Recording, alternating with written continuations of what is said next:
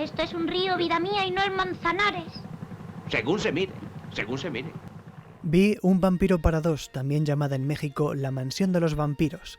En un principio solo vi esta comedia de 1965 porque salía El castillo de mi pueblo. Al final las mejores partes son las de antes de que salga Mi pueblo. A día de hoy el primer valor de esta película es su valor documental. Las secuencias iniciales te dejan ver de primera mano el Madrid de mediados de los 60. Sobre todo porque te dejan entrar al metro. Es muy grato entrar a pie en la estación de Plaza de España de hace medio siglo.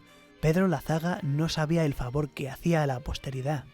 El metro de Madrid siempre se ha hecho de rogar a la hora de permitir rodajes en sus trenes y estaciones. Me viene a la mente la escena con que empieza Tesis de Alejandro Amenábar. Supuestamente debía ser el metro de Ciudad Universitaria, pero tuvieron que filmar en una estación de tren de cercanías. También recuerdo aquella escena de Nos miran, donde Carmelo Gómez accede a un subterráneo de la Plaza Mayor y aparece en una estación del Metro Sur, fuera de la capital. Por lo menos era el metro. Por no hablar de la serie recién estrenada de Memorias de Idún. ¿Qué crees, que la hicieron en animación para poder tener batallas de fantasía con serpientes aladas y espadas de fuego? No, la hicieron en animación para poder usar la estación de sol. José Luis López Vázquez interpreta a Pablito, un pluriempleado que nunca puede pasar tiempo con su esposa Luisita porque sus horarios laborales no coinciden. Luisita está interpretada por Gracita Morales. Se amolda a la perfección al humor absurdo de buena parte del filme. Se nota que se divirtió durante la sonorización. Yo dividiría esta película en 3 partes. Parte de Madrid, dura un cuarto de hora y es lo que merece la pena ver. Parte del viaje a Düsseldorf, desde los 16 hasta los 56 minutos. También tiene partes divertidas, pero va decayendo. Y parte absurda, de ahí al final. Para sobrevivir a esta parte tienes que haber leído muchos tebeos de Bruguera. La parte de Madrid es ingeniosa. Cuando la veía me preguntaba por qué ciertas personas decían que Un vampiro para dos era una película pésima.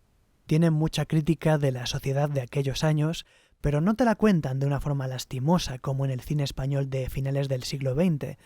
Te la cuentan con energía. Pablito se levanta de madrugada para acudir a uno de sus muchos empleos y el director te transmite ese sentimiento de levantarse con prisas con un truco tan simple como acelerar la escena a cámara rápida. Esta película funciona con mecanismos muy sencillos, que no simples. Hay mucha humanidad en este primer cuarto de hora. Pablito y Luisita podrían ser cualquiera de nuestros abuelos, viviendo el día a día con añoranza de aquella semana de luna de miel en el monasterio de piedra. Después de una persecución muy esperpéntica por el Parque del Oeste y la Plaza de España, la pareja decide mudarse a Alemania. Si Pedro Lazaga aceleró la escena del madrugón para reírse de lo apresuradas que son esas mañanas, se tomó su tiempo en la escena del aeropuerto. Se hace larga a propósito. Los viajes en avión son así de desesperantes, y más cuando los protagonistas son adorablemente torpes. Sin embargo, si las secuencias del castillo se hicieron a las afueras de Madrid, lo que no sé es por qué se molestaron en filmar exteriores en Düsseldorf. Los tonos y registros humorísticos del inicio y del final no podrían ser más distintos. Mi teoría es que Pedro Lazaga intentó hacer una sátira de los españoles que emigraban y en algún momento se toparon con la censura. Había que disimular de alguna manera y hubo que decir: no, señores censores, no queremos deshonrar la imagen de España. En realidad, faltan por escribir unos cuantos diálogos porque después va a salir un vampiro. Sí, eso es, un vampiro, y haremos muchos chistes de ajo y de sangre y de toros. Ya verán qué Y por eso la segunda mitad son puros chistes bobos. La película podría haber finalizado con más dignidad de haberse presentado como un cortometraje. Tiene 2 buenos puntos donde terminar. Uno es durante la escena del aeropuerto, que podría ponerse de fondo durante los créditos finales, y el otro es cuando están viendo los escaparates de Düsseldorf y José Luis López Vázquez dice: ¿ves? ¿Lo ves? Aquí también hay socavones. Imagina que se acabase ahí. Chistaco. Pero ya que habían viajado a Düsseldorf tenían que pagar toda la apuesta. Tenían que entrar al servicio del conde de Rosenthal. En el minuto 34, un carro muy de Nosferatu lleva a la pareja a la avenida de la Selva Negra número 510. El exterior del castillo del conde está filmado en San Martín de Valdeiglesias, pero hay un truco de montaje.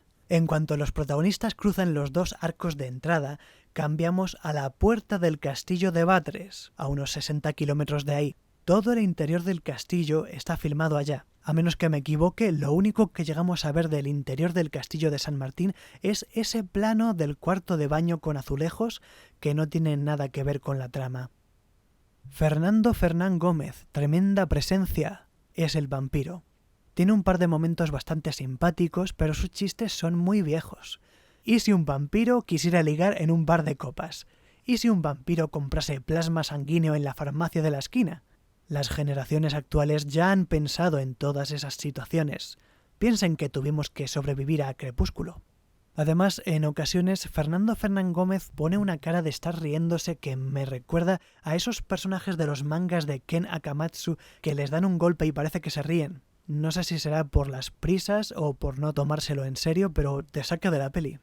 Los diálogos siguen mostrando lucidez en determinados momentos, pero la verdad, lo único que recuerdo con simpatía es cuando se ponen a recitar frases del teatro clásico. Sincero boticario, tus plasmas son activos. No sé por qué se ponen a recitar de la nada Romeo y Julieta o Don Juan Tenorio, pero a mí esas chorradas me gustan.